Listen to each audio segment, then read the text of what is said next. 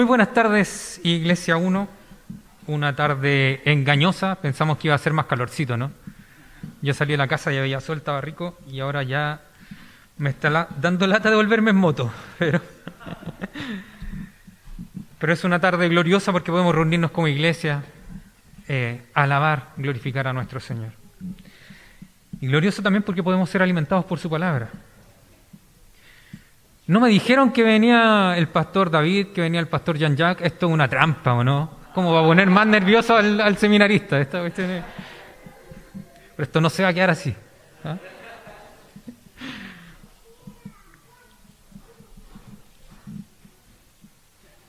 Estamos en esta serie, casi ya llegando al final, que hemos hablado de cuidar.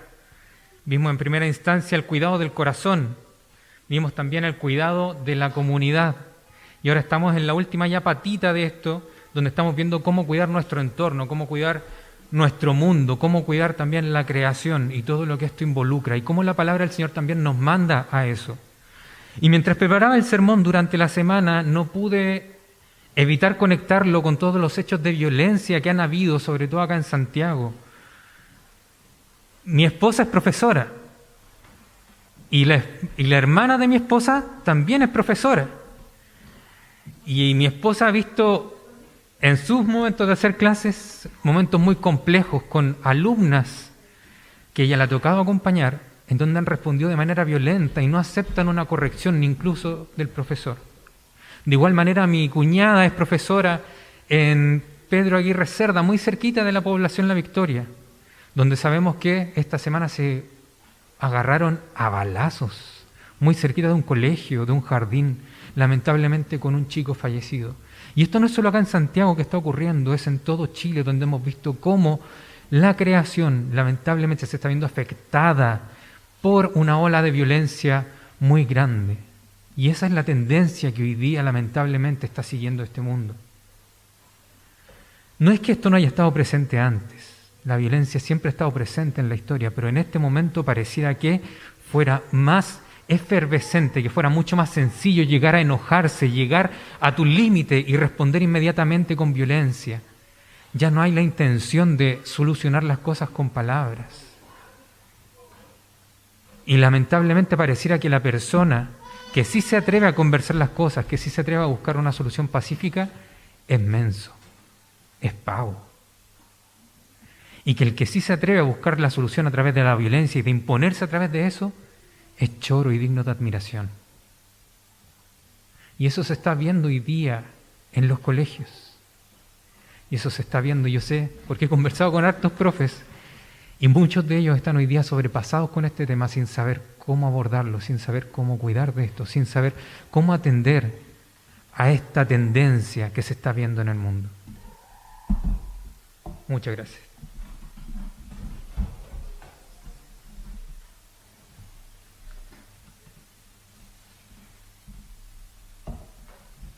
Hasta las alfombras están violentas. Aladino.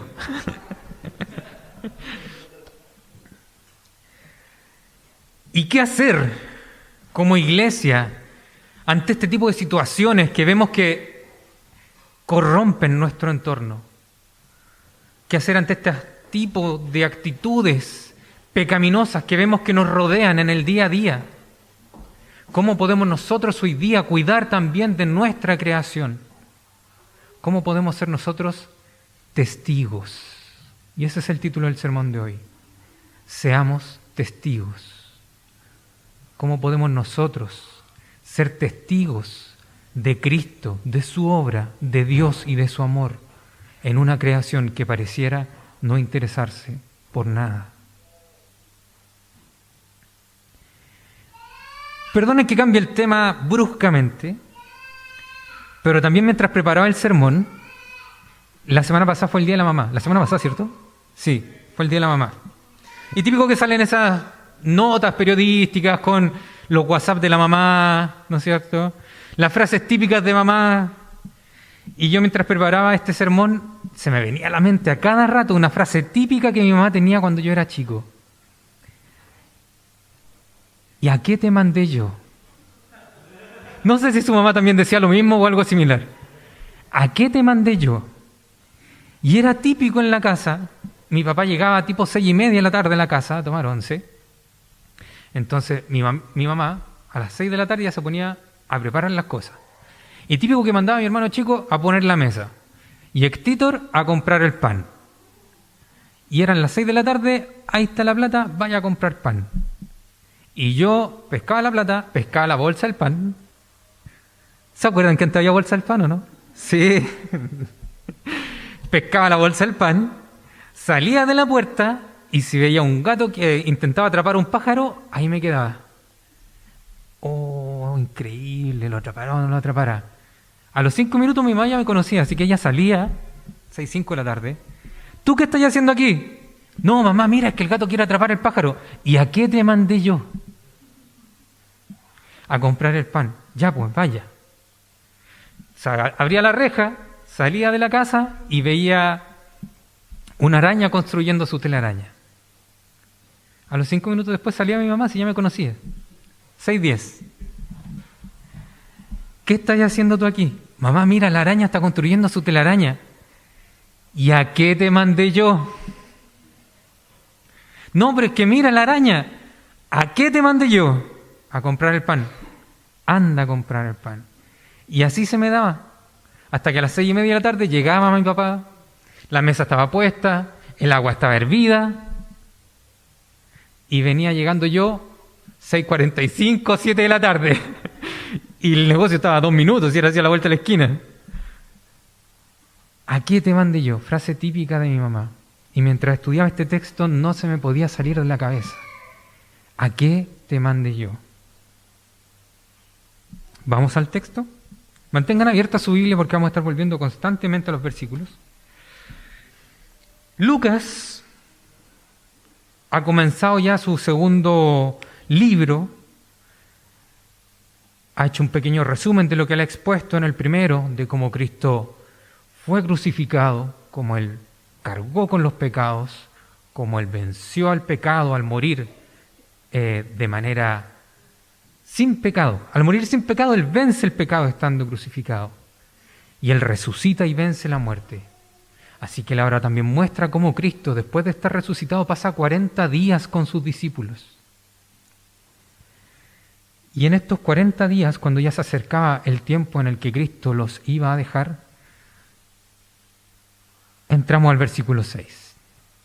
Entonces los que estaban reunidos con Él le preguntaron: Señor, ¿es ahora cuando vas a restablecer el reino a Israel? Y nuestra tendencia, seamos sinceros, también somos malintencionados. Nuestra tendencia es decir: oh, que son burros los apóstoles, todavía no lo entienden, todavía hablan del reino de Israel en vez del reino de Dios. Oh, que son burros, todavía quieren ver a Jesús como líder político y no como Señor sobre la creación. Eso es lo primero que nosotros pensamos. Pero no es así. La intención y el énfasis de los apóstoles no está en la palabra reino de Israel, está en saber: ¿es ahora que lo restablecerás? Y ojo con su pregunta, porque no está técnicamente errada. De hecho, tiene muchas cosas positivas. Ellos no dudan que Jesús va a restaurar el reino de Israel. No tienen duda alguna. Su pregunta no lo muestra así. Su pregunta, y aquí vamos a la parte un poquito más emocional, si que podemos llamarlo de esa manera, apunta a un anhelo real. Ellos han visto a su Señor, que ya pasó por la cruz, que ya sufrió, pero que ya se levantó victorioso, que ha estado con ellos 40 días, que los ha acompañado. Han visto las señales de Él, han visto su cuerpo glorificado. Y ellos quieren ver ahora también cómo la creación va a ser restaurada. Así que en su pregunta también hay un anhelo, un deseo que es real. ¿Es ahora, Señor? Esta pregunta está cargada de emoción, cargada de un deseo real. Y aunque la pregunta para nosotros pareciera ser errada, técnicamente es correcta. No les toca a ustedes conocer la hora ni el momento determinados por la autoridad misma del Padre, les contestó Jesús. Versículo 7. Y Jesús no les dice lo mismo que dije yo, que son burros, otra vez. ¿Cuántas veces le he explicado esto? Jesús no le responde de esa manera. Lo que hace Jesús es tomar su pregunta, tomar esta inquietud real de ellos y ampliar su concepto de qué es el reino de Israel. Y aquí nos vamos a meter en un tema que tal vez me voy a escapar un poquito del texto, pero que creo pertinente tratar. No hay una discontinuidad bíblica entre el pueblo de Israel del Antiguo Testamento y la iglesia hoy en el Nuevo. Es muy común escuchar esto en las iglesias, que Dios dejó de lado a Israel porque ahora es la iglesia la que se encarga de llevar a cabo la voluntad del Señor. Y crean una discontinuidad o incluso un reemplazo. Dios rechazó a Israel y ahora se queda con la iglesia. No es eso lo que la Biblia nos muestra. Lo que la Biblia nos muestra es que la continuidad de Israel, el pueblo de Dios, es la iglesia. Hoy la iglesia es el pueblo de Dios. Así que aquí no está errada la pregunta de los apóstoles. Solo que nosotros tal vez tenemos que entenderla de manera correcta. Pero Jesús también les llama la atención a otra cosa. Él les dice, no les toca a ustedes conocer la hora ni el momento. Y Él les está diciendo, ¿saben qué, chiquillos? Su pregunta es súper válida. Es súper buena. Pero no quiero que se distraigan con andar preocupados de cuándo va a ser la hora y cuándo va a ser el momento. También les dice, esa ansiedad que ustedes pueden tener en que el reino sea restaurado, ese anhelo y ese deseo real, pueden ponerlo a los pies del Padre. Porque Él les dice, no les toca a ustedes conocer la hora ni el momento determinados. ¿Por quién? Por la autoridad misma del Padre. Y aquí me llamó mucho la atención, porque Jesús muchas veces dice, mi Padre que está en los cielos, pero aquí Él habla en general. Le está dando a entender que Dios también es el Padre de ellos, y que así como Dios ha tenido cuidado de Jesús en su ministerio, Dios también va a tener cuidado de ellos en este tiempo que va a transcurrir hasta que el reino sea restaurado. Así que esa ansiedad que tienen, pónganla a los pies de Dios.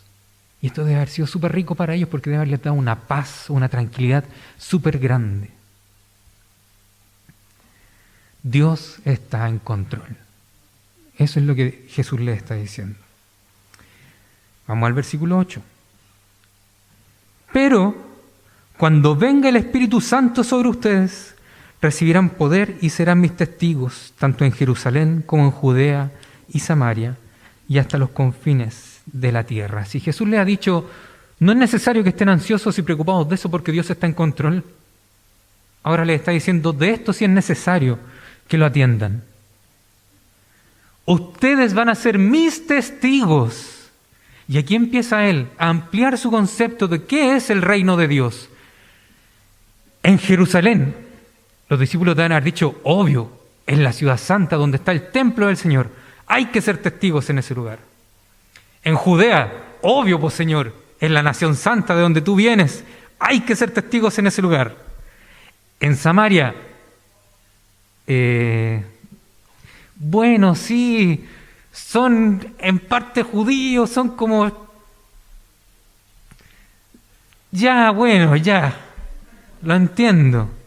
Pero cuando Jesús les dice, y hasta lo último de la tierra, debe haber sido una sorpresa sumamente grande para ellos. El reino de Dios no es solamente el pueblo de Israel. El reino de Dios es todo aquel que ha depositado su fe en Cristo Jesús, y eso se extiende hasta todos los confines de la tierra. Ese es el reino de Israel. Ese es el pueblo de Dios. Pero también les dice algo súper rico. No solo los direcciona en la labor misional que les corresponde, también les dice que no van a estar solos. Pero cuando venga el Espíritu Santo sobre ustedes, y esto nos trae a recuerdo cuando Jesús inició su ministerio y fue bautizado por Juan el Bautista. Y en ese momento el Espíritu Santo desciende como paloma sobre Jesús. Eso es lo que Jesús también le está mostrando aquí a los discípulos. Ustedes no van a estar solos. El Espíritu Santo, así como descendió sobre mí al comienzo de mi ministerio, va a descender sobre ustedes y los va a acompañar en esta tarea de ser mis testigos. no están solos.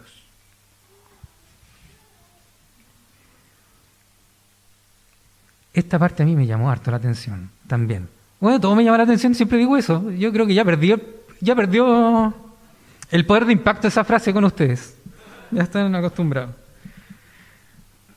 Dice que les va a dar poder. ¿Pero poder para qué? Dice.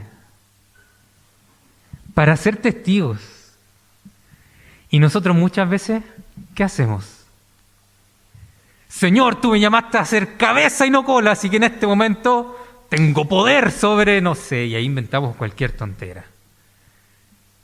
Y creemos que ser hijos de Dios es ser cabeza en nuestro trabajo y que el Espíritu Santo me tiene que ayudar en eso porque yo soy llamado a ser cabeza y no cola.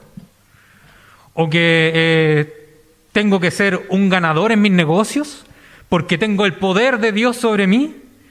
Y descuidamos el verdadero llamado que Dios nos ha hecho. ¿Poder para qué? Para ser testigos.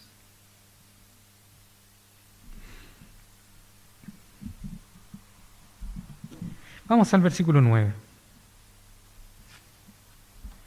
Habiendo dicho esto, mientras ellos lo miraban, fue llevado a las alturas hasta que una nube lo ocultó de su vista. Aquí nos encontramos con una escena que nuevamente está cargada de emociones. Si los discípulos habían podido compartir con Jesús 40 días después de su resurrección, se habían podido juntarse a comer con Él, se habían podido ver los milagros, se habían podido ver las heridas en su cuerpo, se habían podido ser edificados nuevamente por las conversaciones con su Maestro, llega un momento de despedida. Y este anhelo que ellos tenían de que el reino fuera restaurado, ahora es calmado porque saben que Dios está en control. Si esta labor que les es encomendada de ser testigos hasta lo último de la tierra, ahora saben que no la van a llevar a cabo solos porque el Espíritu Santo va a venir con ellos, va a descender sobre ellos. Pero aquí viene otra cosa. Ahora su Maestro es alzado, fíjense en la forma en la que está escrito, fue llevado a las alturas.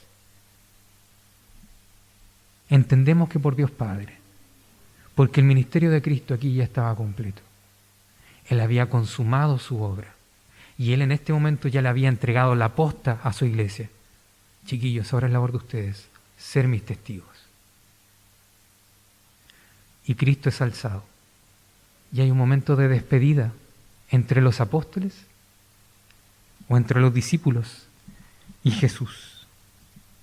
Pero no es una despedida cualquiera, porque nos dice que una nube lo ocultó de su vista.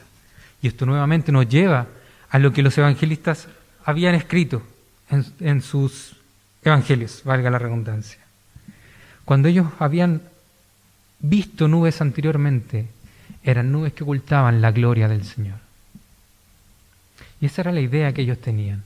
Y sobre todo los apóstoles con su trasfondo judío sabían que en el Antiguo Testamento una nube cubría el templo y eso era la presencia y la gloria del Señor. Ellos sabían también que cuando Cristo, antes de ser crucificado, estuvo el momento de la transubstanciación, una nube lo cubrió y de allí se escuchó la voz del Padre. Entonces cuando ellos ahora lo ven ascender, ser levantado y cubierto por una nube, se dan cuenta de que el ministerio de Cristo está terminado. ¿Y que Él ha ascendido a dónde? A la gloria de Dios. A nosotros nos cuesta verlo de buena a primera en el texto, pero cuando relacionamos todas estas cosas, vemos cómo para ellos sí tenía un significado mucho más profundo.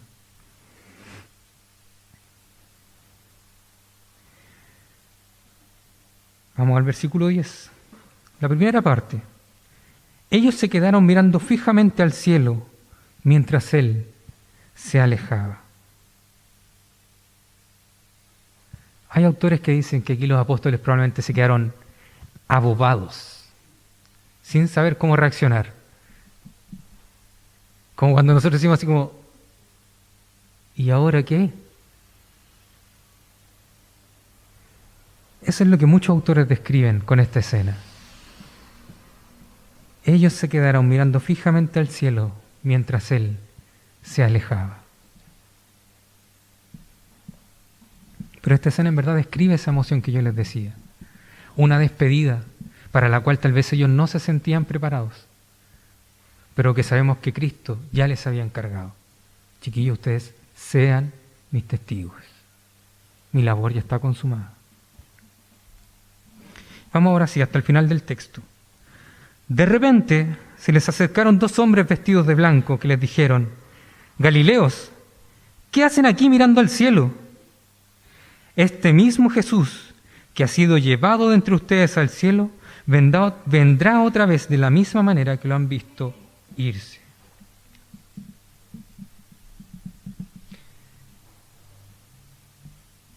Si ellos estaban acongojados, abobados, si ellos estaban emocionados por la despedida, estas palabras de estos 2 hombres vestidos de blanco ciertamente eran un manjar a esa emoción. Ciertamente esto venía a calmar esa posible ansiedad o esa posible tristeza. Así como lo han visto irse, también lo verán volver. Y Lucas nos quiere dar a entender que estos 2 hombres vestidos de blanco son ángeles.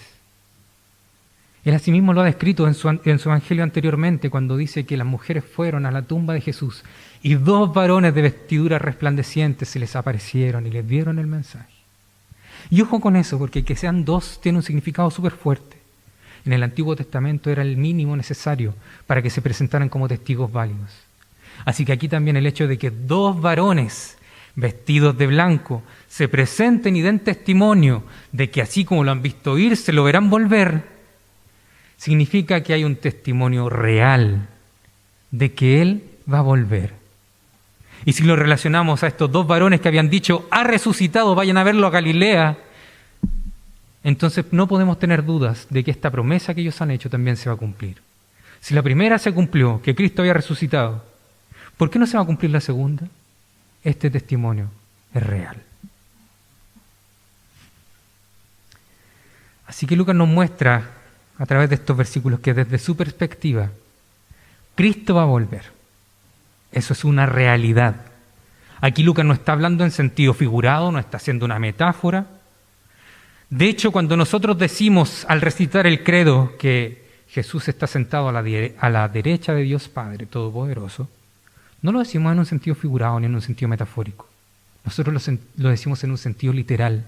Nosotros creemos que Jesús, en su cuerpo físico, fue alzado a los cielos, a la diestra de Dios, al lugar que le correspondía, a la gloria de Dios. Nosotros realmente creemos que Él aboga por nosotros hoy. Y también creemos que Él realmente va a volver con un cuerpo físico cuando Él regrese. Esa es nuestra fe. No hablamos en sentido metafórico. No hablamos en sentido figurado. Esto no es un mito, esto es realidad. Cristo va a volver. Mientras tanto, tenemos una labor que nos ha sido encomendada. Seamos testigos. Y mientras esperamos a que Cristo vuelva, el Espíritu Santo, que hoy habita en el corazón de cada uno de los que ha creído en Cristo Jesús como su Señor y Salvador, es quien se va a encargar de guiarnos, de fortalecernos, de dirigirnos y de mantener la unión entre el pueblo de Dios. Eso podemos, de manera breve, aprender del texto. Pero ¿cómo podemos aplicar esto que hemos visto a nuestra vida cotidiana hoy? ¿Cómo podemos nosotros llevar a cabo esta tarea que Jesús nos ha encomendado de ser testigos? Y aquí quiero que veamos 3 cosas. No voy a hacer el chiste con 3 porque el pastor lo hace toda la semana, ya saben, así que saltémonos esa parte. 3 cosas vamos a ver. La primera: Señor, ¿es ahora cuando vas a restablecer el reino de Israel? Ser testigos implica un anhelo del reino de Dios. Ser testigos implica un anhelo real del reino de Dios. ¿Cuántas veces oramos pidiendo cosas que en verdad no necesitamos? Ahí se las dejo. Y ahora contrástenlo con cuántas veces oramos pidiendo a Dios que venga tu reino, como nos enseñó Jesús en el Padre Nuestro. ¿Estamos realmente anhelando el reino de Dios? ¿Estoy realmente anhelando ver su creación restaurada? ¿Estoy de verdad doliéndome en mi corazón al ver que eventos de violencia se llevan a cabo de manera abierta a plena luz del día, en donde gente inocente está muriendo solo porque la creación no ha sido restaurada, solo porque yo no he sido capaz de ser testigo, solo porque he sido flojo en mi labor de llevar el Evangelio a todos lados? ¿Me causa eso dolor? ¿Estoy realmente anhelando el reino de Dios?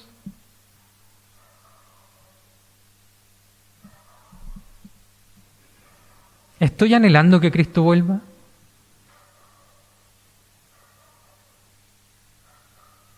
Pero por una razón sincera.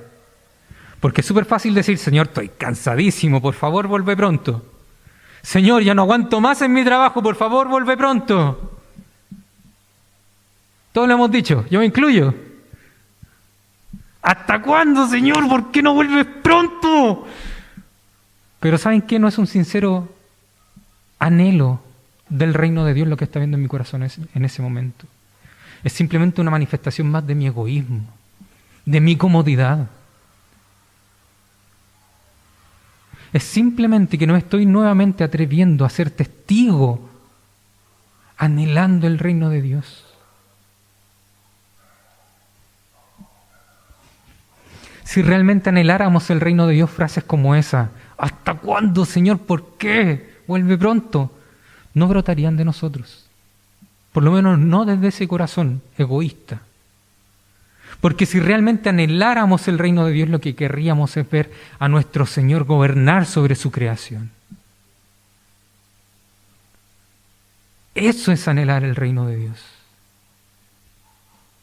Si realmente quisiera ver a Cristo gobernando sobre la creación, si realmente anhelara el reino de Dios, entonces yo hoy día me gozaría en saber que Él ya fue levantado a los cielos de manera victoriosa, glorificado. Me gozaría en saber que está a la diestra del Padre. Me gozaría en saber que Él aboga por mí, porque yo sigo sin dar el ancho.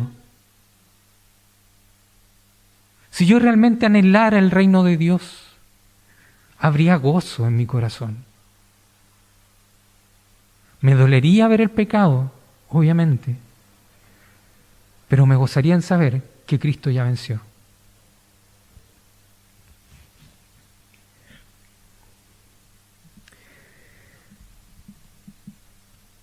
Si Cristo volviera hoy, si nos tocara hoy presentarnos delante de Dios el Padre y nos preguntara esto, ¿anhelaste el reino de Dios? No, Señor, pero yo deseé que tú volvieras cuando estaba chato en el trabajo. ¿Y a qué te mandé yo? No, Señor, pero yo deseé mucho que tú volvieras cuando estaba cansado de mis vecinos. ¿Y a qué te mandé yo? Si el Señor hoy día te preguntara, ¿anhelas el reino de Dios? ¿Con qué le responderías?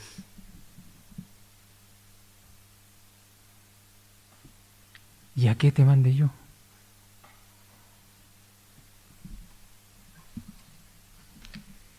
Lo segundo que quiero que veamos en este texto es que ser testigos implica predicar el reino de Dios. Y aquí estoy hablando de una responsabilidad individual. Ser testigos implica predicar el reino de Dios. Pero cuando venga el Espíritu Santo sobre ustedes, recibirán poder y serán mis testigos.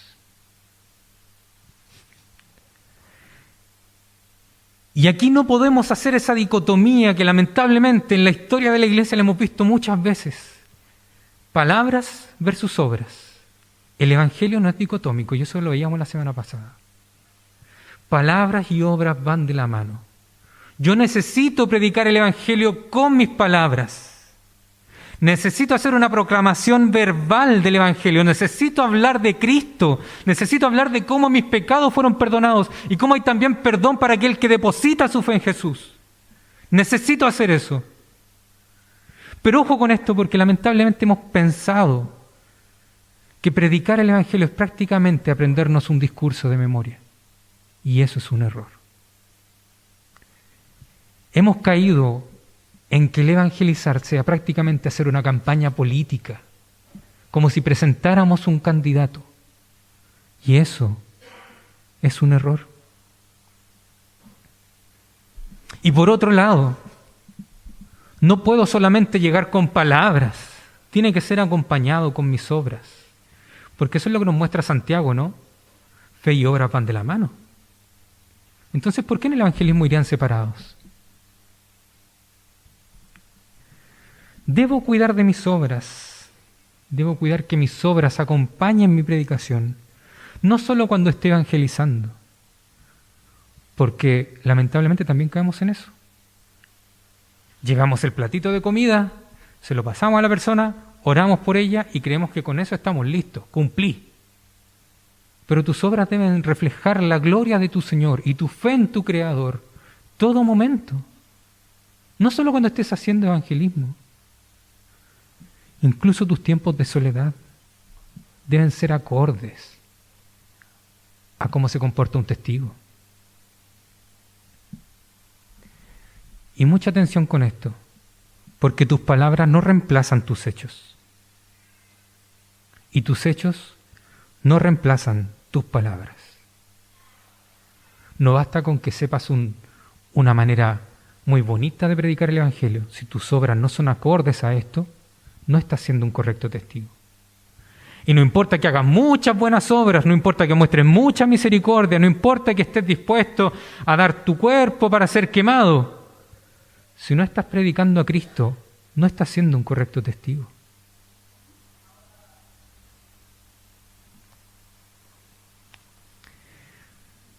Pero ¿qué significa predicar el Evangelio? ¿Cómo predicamos el Evangelio? Y aquí voy a hacer 3 subpuntos. 2.1 si quieren ponerle así. Atrevernos a renunciar a nuestras comodidades. Cuando Jesús les dice, serán mis testigos en Jerusalén y en Judea, vale, sí, pues bacán. Pero cuando les dice Samaria, ¡ay caray! Esto se vuelve un poquito incómodo. Y hasta los confines de la tierra, pero Señor, ¿nos va a seguir a predicarle el Evangelio a los gentiles? Sí, a los gentiles. Debemos atrevernos a renunciar a nuestras comodidades.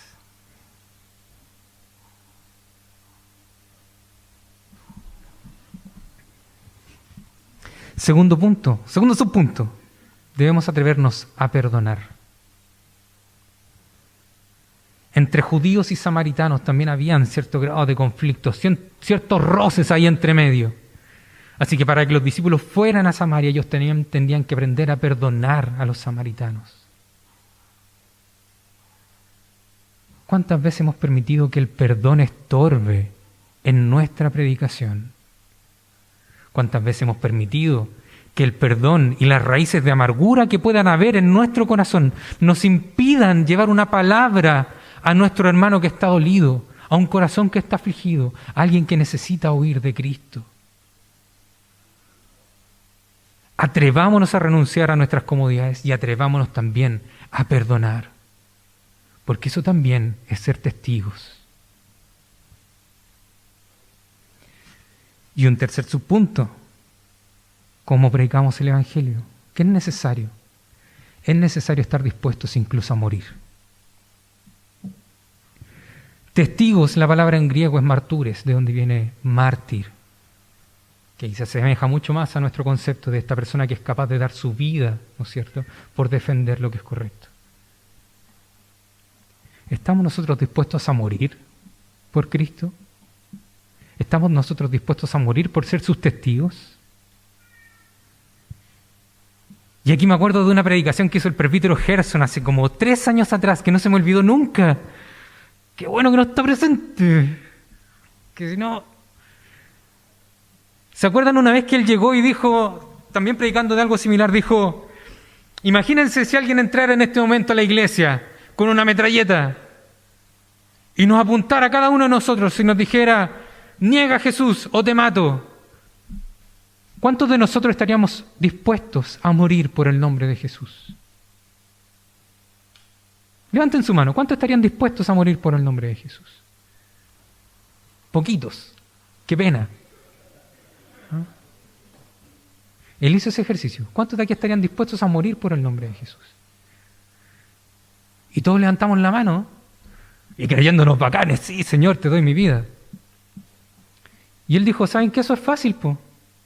Un balazo y se acabó. Pero ¿cuántos de aquí están dispuestos a vivir para Jesús? Ay, caray, ahí se complica la cosa. Renunciemos a nuestras comodidades, atrevámonos a perdonar y estemos dispuestos a morir y a vivir para Cristo. Y aquí de nuevo me voy a arrancar otro poquito, perdónenme. Perdona ahí a los pastores que están invitados, yo sé que ustedes no están acostumbrados a esto, la iglesia ya me tiene más confianza, pero...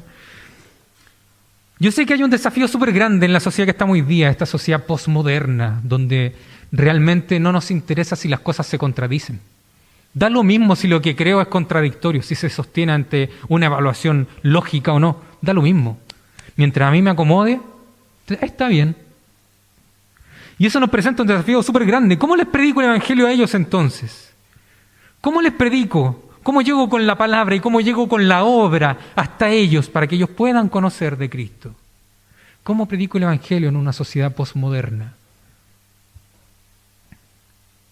¿Saben cómo? Con humildad, primeramente. Porque hoy día vemos muchos corazones orgullosos. Precisamente el hecho de que me importe un bledo si mis creencias se sostienen o no ante un examen lógico es un corazón orgulloso. Así que nosotros no podemos ir con la misma actitud. Para ser testigos necesitamos ser humildes, reconociendo que nosotros primeramente fuimos perdonados. Entonces también llegar a ofrecer perdón. ¿Cómo más me preparo entonces para llegar con el Evangelio a una sociedad posmoderna? Prestándoles atención. ¿Se han dado cuenta que hoy día la gente no quiere escucharse?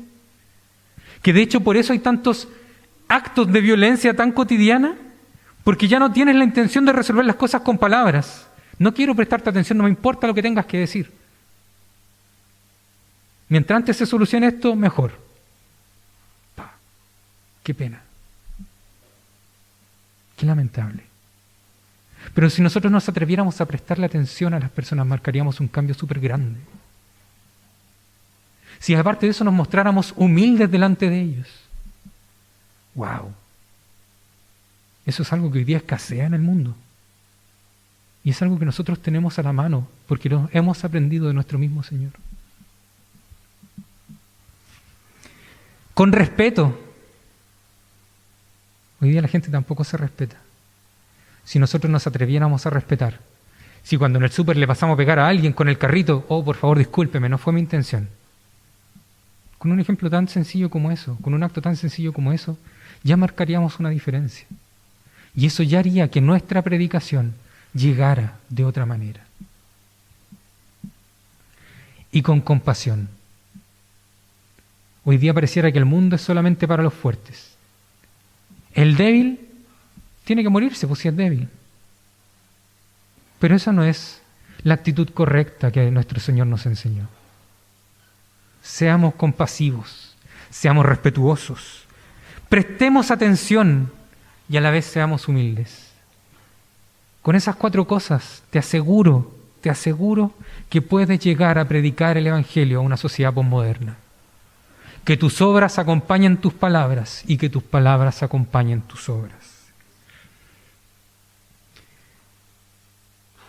Pero también para ser testigos hay algo súper bacán. Cuando venga el Espíritu Santo sobre ustedes. El poder es del Espíritu Santo, no nuestro. Lo único que nosotros tenemos que hacer hoy día es atrevernos. ¿Lo habían pensado? Atrévete a ser testigo. Nuestra labor es ser testigos. De cambiar corazones se encarga el Espíritu Santo. Nuevamente, si Cristo volviera y nos tocara presentarnos delante de Dios y nos preguntara, ¿has predicado del reino de Dios? ¿Y a qué te mandé yo? ¿Y a qué te mandé yo? No, Señor, pero ¿y a qué te mandé yo?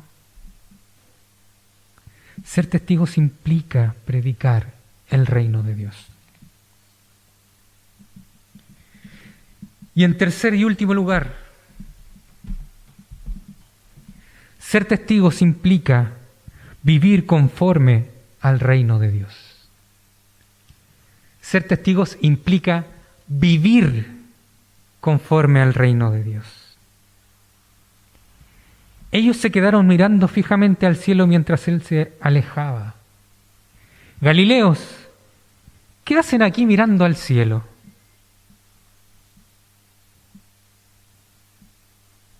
Aquí les doy una frase para que la anoten en su Twitter, su Instagram y todo.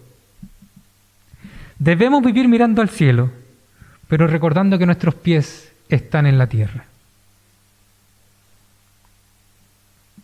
No debemos enfocarnos solo en las cosas espirituales, olvidando al mundo que nos rodea. Pero tampoco podemos creer que si mejoramos este mundo, la solución de los problemas va a llegar por arte de magia. Vivir conforme al reino de Dios implica un acto social. Atreverme a manifestar el reino de Dios en todo lugar donde yo vaya. No solo cuando haga evangelismo, sino que en todo momento. No podemos vivir desconectados de nuestra realidad. Lamentablemente hemos visto muchas iglesias, y esto ha ocurrido mucho a lo largo de la historia de la iglesia, que la iglesia se termina encerrando, se vuelve hermética y desconoce lo que ocurre a su alrededor.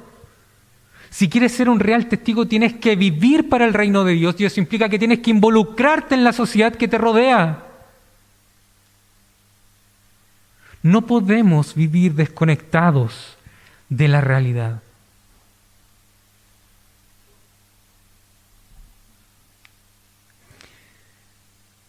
Para poder ser testigos efectivos, debemos estar en sintonía con las personas. Si no estamos en sintonía con ellos, nuestro mensaje no les va a llegar. Si no estamos en sintonía con ellos, no van a entender lo que nosotros les decimos. Pero para poder estar en sintonía con las personas, para poder ser testigos efectivos, es necesario pasar tiempo con las personas, conocerlas, conocer realmente sus necesidades. Y ojo que esto va a exigir de nosotros tiempo. Y creo que ese es un bien que hoy día no estamos dispuestos a compartir.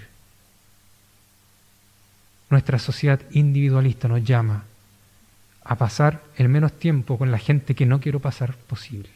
Si les puedo hacer el quite, les hago el quite. Seamos testigos efectivos, viviendo para el reino de Dios, actuando de manera social, conociendo cuáles son las necesidades que nuestra sociedad tiene y atendiéndolas entonces desde el Evangelio. Atrevámonos a conocer aquellos movimientos que se están levantando y reconozcamos en ello aquellas verdades que hay, porque sabemos que toda verdad proviene de Dios, porque nuestro Dios es verdadero y el creador de la verdad.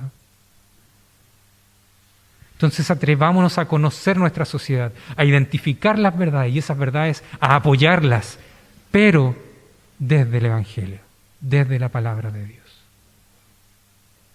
Vivamos conforme al reino de Dios. Debemos estar dispuestos a compartir nuestras vidas.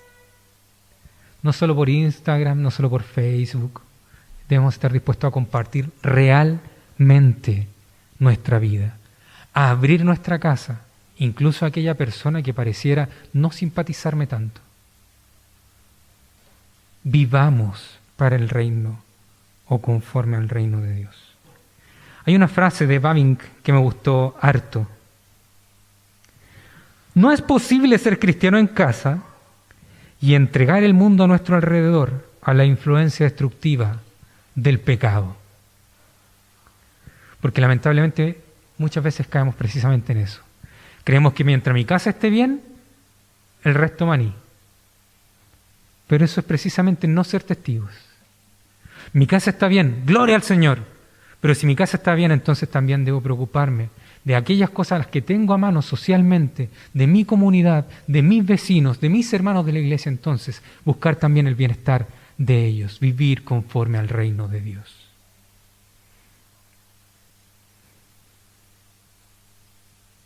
El Evangelio es un mensaje relevante para todas las necesidades y cuestiones humanas. No hay nada que escape al Evangelio. El Evangelio es relevante para todas las necesidades y cuestiones humanas. Por tanto, cuando nosotros hagamos evangelismo, cuando seamos testigos, debemos conocer nuestra sociedad y entonces esto va a fluir de forma natural. Y vamos a poder compartir incluso nuestras experiencias diarias desde la perspectiva del Evangelio. Y eso sí va a estar en sintonía con las personas. Y sí va a llegar a ser un mensaje efectivo. Ser testigos implica un anhelo del reino de Dios. ¿Estamos anhelando el reino de Dios? Ser testigos implica predicar el reino de Dios.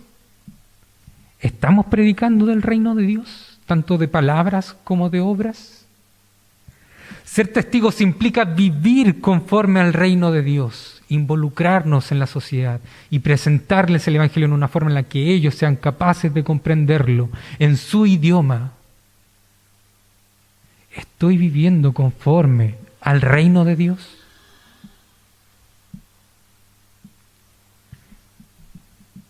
¿Y a qué te mandé yo? Yo les dije, si no me podía sacar la frase de mi mamá de la cabeza. Yo les decía que la iglesia es la continuación de Israel. La iglesia es el pueblo de Dios. Pero si tuviéramos que hacer un contraste con el pueblo de Dios del Antiguo Testamento, tendríamos que decir que ellos anunciaban al Mesías que iba a venir. El llamado para nosotros hoy es el mismo, solo que desde el otro extremo. Hoy día nosotros anunciamos al Mesías que ya vino, que ya completó su ministerio, que ya cargó con el pecado de los hijos de Dios, que ya se levantó victorioso de la tumba, que venció al pecado y a la muerte, que resucitó. Nosotros anunciamos a ese Mesías que fue alzado victorioso a los cielos, pero también anunciamos a ese Mesías que así como lo vieron irse, va a volver. Pero hay una diferencia. Cuando Cristo ascendió a los cielos, fue solo a la vista de sus discípulos. Cuando Él vuelva, va a volver a la vista de todo el mundo, como Señor de su creación. Cuando Él vuelva, todo ojo le verá, por mientras nosotros seamos testigos. Les invito a que tengamos un momento de oración.